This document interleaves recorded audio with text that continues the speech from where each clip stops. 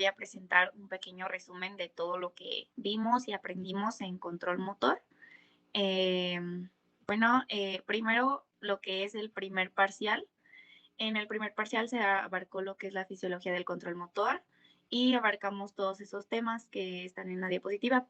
Primero, pues en el control motor se ve que el control del movimiento se lleva a cabo debido a que varias estructuras en el cerebro actúan en conjunto y estas estructuras van a estar organizadas de forma paralela y jerárquica. El procesamiento jerárquico va a actuar de forma en que los niveles superiores del sistema nervioso van a procesar e integrar información del ambiente por medio de los sentidos. Y en el de acción van a formar planes y estrategias motoras para que se pueda realizar un movimiento. El sistema de acción incluye varias áreas del sistema nervioso, como lo son la corteza motora, el cerebelo, los núcleos basales, el tronco del encéfalo, y básicamente estos actúan en lo que es la planificación y el ajuste del movimiento. También lo que es el procesamiento en paralelo, pues es cuando se analiza la misma señal de forma simultánea en varias estructuras del cerebro. Por ejemplo, lo que son el cerebelo y los núcleos basales actúan en paralelo. Mientras uno modula la fuerza y la amplitud de movimiento, otro va a ajustar como las respuestas motoras y lo que es el inicio y el fin del movimiento. El sistema de percepción básicamente es, así como un resumen de los tres, el sistema de percepción básicamente es lo que se integra, todo lo que ocurre en el medio ambiente que pueden percibir los sistemas sensoriales, lo que es la vista, el olfato, el tacto, el escuchar, todo eso, todo por medio de los sistemas sensoriales. El sistema de cognición básicamente va a generar lo que es una intención y un objetivo, por ejemplo, lo que es la resolución de problemas, aspectos emocionales, la atención, todo eso. En el sistema de acción se va a integrar lo que son los músculos y articulaciones, todo que va a ser controlado durante el movimiento por el sistema nervioso. Y bueno, un poquito más acerca de los sistemas sensoriales. En el sistema perceptivo, lo que va a hacer la sensibilidad va a modular los movimientos, ya que los receptores sensoriales van a converger en interneuronas y motoneuronas. Los tres sistemas perceptivos van a ser el somatosensorial, el visual y el vestibular. En el somatosensorial se van a realizar lo que son funciones que van a regular el movimiento, como lo que son movimientos de reflejos en la médula espinal y órdenes de nivel superior. Por ejemplo, en lo que es también los haces musculares, el órgano tendinoso de Golgi y receptores articulares y cutáneos van a contribuir en los reflejos medulares, y la modulación de las órdenes que vienen desde el sistema nervioso central, los niveles superiores a los niveles inferiores. El sistema visual va a ayudar en lo que es la identificación de objetos en el espacio y como su movimiento de estos objetos y además también como la ubicación del cuerpo en el espacio. El sistema vestibular lo que va a hacer percibir información, que es como por ejemplo la posición de la cabeza en el espacio y también como los cambios de movimiento de la cabeza en el espacio. También tenemos que la información sensorial va a ascender a niveles superiores de procesamiento y pues en cada nivel de jerarquía se va a ir modulando las señales para que una vez que llegue al sistema nervioso central, al nivel más superior, se ajuste la información que fue originada en los centros inferiores y ya cuando sea la diferencia, pues esté modulada y regulada para que se realice el movimiento de forma correcta. También otra de las cosas que vimos fue el aprendizaje motor, que este va a ser a consecuencia de lo que es tanto la práctica como la experiencia.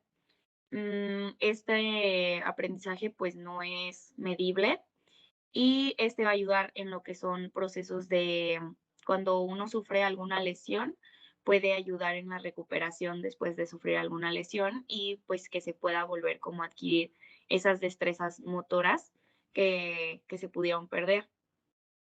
También abarcamos lo que son los tipos de tarea y de práctica. Por ejemplo, solo voy a mencionar algunas. En los tipos de tarea, por ejemplo, la tarea abierta, que otro ejemplo de esto sería, por ejemplo, en la Fórmula 1, una tarea abierta sería cuando eh, para los pilotos, el ir a pistas nuevas con condiciones de clima diferentes en cada pista, el tráfico, todo eso sería como una tarea abierta, porque básicamente no saben lo que va a pasar. Todo en el momento va a ser incierto para ellos. Una tarea cerrada para ellos sería, por ejemplo, el entrenamiento en los simuladores que tienen, en los que ya conocen. La práctica es constante, no va a llover en el simulador ni nada de eso, entonces ellos ya conocen todo. Ellos seleccionan la pista en la que van a estar, todo eso. Entonces, eso sería como un ejemplo de tarea abierta y cerrada fuera del el cuerpo humano o así. En la práctica, en los tipos de práctica, por ejemplo, tenemos lo que es la práctica distribuida, que esta básicamente va a ser pues que haya reposos durante la práctica, ya sea igual al tiempo en el que se hizo el ejercicio o mayor a este. Por ejemplo, prácticas variables en el que se pueda lograr actividades bajo diferentes circunstancias o situaciones, diferentes variaciones en el ejercicio y que el paciente pueda emplear como diferentes estrategias para realizarlo. También está, por ejemplo, la práctica de aprendizaje por descubrimiento. Esta es en la que el paciente puede como resolver de forma independiente la situación para que pueda realizar el movimiento. Eso básicamente sería lo que vimos en el primer parcial y un poquito de todo lo que aprendimos. En el segundo parcial, pues sobre todo se enfocó en lo que es el control postural. Por ejemplo, en la postura, para que se pueda tener un control de esta, va a ser necesario que se pueda controlar la posición del cuerpo en el espacio. Para que se pueda mantener esa posición, se va a ocupar de dos cosas. Primero es la estabilidad y después la orientación. En la estabilidad, pues esta va a ser la capacidad de control de masa en relación con la base de apoyo. Y la segunda va a ser la orientación. En esta básicamente va a servir para que podamos mantener una relación apropiada entre lo que son los segmentos del cuerpo y entre tanto el cuerpo con el entorno para que se puedan realizar tareas. Entonces va a ser necesario tanto la estabilidad como la orientación. También para el control de la postura es importante que recordemos los diferentes tipos de equilibrio que hay. Por ejemplo, la postura en el equilibrio en estado estable, por ejemplo, al sentarse y al pararse. Los factores que van a contribuir son la alineación del cuerpo. Esto, por ejemplo, va a ser como para minimizar las fuerzas de gravedad. También contribuye lo que es el tono muscular que tenga la persona. Esto va a ayudar a que el cuerpo no ceda como ante los cambios de la gravedad. También otro equilibrio pues es el reactivo. Este será cuando el cuerpo va a recuperar la estabilidad. O sea, por ejemplo, después de algún desplazamiento que no se ha esperado del centro de masa y es cuando lo recupera. Por ejemplo, si empujas a alguien, y él tenga la capacidad de que no se vaya a caer ante ese empujón, eso sería un ejemplo de equilibrio reactivo, que pueda tener la capacidad de volver al estado estable. En la postura, en el equilibrio proactivo o también llamado anticipatorio, pues en este hay una actividad de los músculos posturales en los que se va a realizar un movimiento antes planificado, por así decirlo. Por ejemplo, al cargar objetos pesados, como está en la imagen, cargar una caja, pues primero hay como una planificación de cómo va a estar la postura al momento de agarrar la caja, al momento de levantarnos, al momento de ponerla en otro lugar. Se va a ver como un control anticipado del movimiento.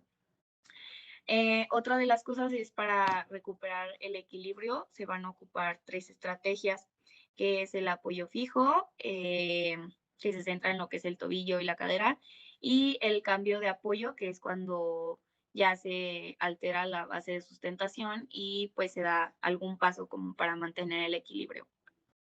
En la postura también es importante como mencionar como la participación que tiene el sistema nervioso central, que no ayuda como va a activar a los músculos sinérgicos para siempre estar como en un equilibrio y que como un mayor equilibrio para que no se produzca inestabilidad en ciertas zonas del cuerpo. O sea, va a ayudar a que siempre el cuerpo esté como en constante equilibrio en cualquier movimiento. Y pues también otra cosa es el procesamiento de la atención. Es importante, por ejemplo, el índice de caídas es mayor en adultos mayores por lo mismo del procesamiento de atención, en que los adultos mayores no pueden como mantener esa atención al momento de realizar otra tarea, o sea, por ejemplo, hacer tareas al mismo tiempo, no pueden mantener como esa atención y es importante como trabajar con la atención para que puedan hacer otras tareas y no afectar su estabilidad o su postura o que haya eh, riesgo de caídas. En el tercer parcial también vimos los temas de la marcha y el alcance, presión y manipulación de objetos. Lo primero en la marcha es que hay 3 requisitos para que se lleve a cabo. El primero es la progresión, que básicamente esto es la capacidad de hacer que el cuerpo se mueva hacia una dirección deseada. El segundo es el control postural y el tercero es que se pueda mantener el equilibrio tanto en el estado estable, en el reactivo y en el anticipatorio. Bueno, la marcha se va a dividir, como ya sabemos, en dos periodos, que es el de el oscilante y el de apoyo. En el de apoyo es necesario que se puedan llevar a cabo fuerzas tanto horizontales como verticales, que básicamente estas van a hacer que se mantenga la estabilidad a la hora de la marcha y que se pueda sostener el cuerpo contra la gravedad. Y estas dos, tanto fuerzas horizontales como verticales, van a tener que ser flexibles a los cambios que haya, como por ejemplo lo que es la dirección, la distancia, el que haya algo inesperado en el camino, en alteraciones en la superficie de apoyo, la velocidad, todo eso tiene que ser flexible ante esos cambios. Y en la oscilación lo que se debe de tener es tanto avance de la extremidad que se está balanceando, la oscilante, como también esa preparación que debe de tener para cambiar a lo que es el cambio de apoyo y que pueda soportar el peso. En ambos periodos va a ser necesario que se lleve a cabo bien lo que es la elevación del pie, que los dedos del pie no se arrastren y que se puedan evadir como esto también para que pueda tener la capacidad, la extremidad oscilante de evadir obstáculos. Y pues también para la marcha es importante que haya un control de la cabeza, porque pues ahí tenemos dos de los sistemas sensoriales perceptivos, que es el sistema visual y el vestibular, y esto nos va a ayudar a tener mayor estabilidad. Y en lo que es alcance, presión y manipulación de objetos, pues es las características de esto va a ser básicamente que eh, durante el alcance y la presión de los objetos es necesario calcular las distancias, la distancia que hay hacia el objeto que vamos a agarrar y a la hora que agarremos el objeto que haya la capacidad de poder corregir, una vez que ya agarremos el objeto, que haya la capacidad de corregir la fuerza en lo que la agarramos, si el peso es muy pesado o no, como esa fuerza del músculo para sostenerlo, como que podamos corregir a la hora de hacer el alcance y la presión y también en la hora del alcance calcular la distancia que hay hasta el objeto. Y una vez que ya estemos en el objeto, cuánta fuerza debemos de tener para apretarlo, para todo eso. Es importante como esto. Y por ejemplo, los sistemas perceptivos, tanto el visual como el somatosensorial, son de importancia porque le van a dar al paciente la información acerca del objeto, además de una vez que ya lo agarras, este, también la visual le va a ayudar como a saber cómo es el objeto, qué forma tiene, todo eso. Entonces, esos son factores importantes durante lo que es todo lo de la manipulación, alcance y presión de los objetos.